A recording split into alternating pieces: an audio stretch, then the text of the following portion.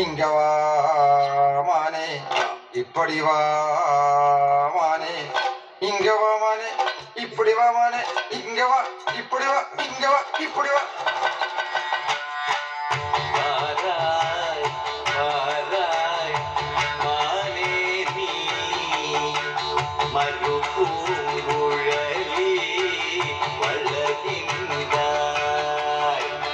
தாராசுர முனாடி தசையாய் நின்று தளர்வாயே வராய் கனகமுருகமே, சீதா தேவியானவள் உன்னை பிடிச்சு தர வேணும் என்று சொன்னால், ஆகையினால் நீ ஓடாத ஒழிக்காத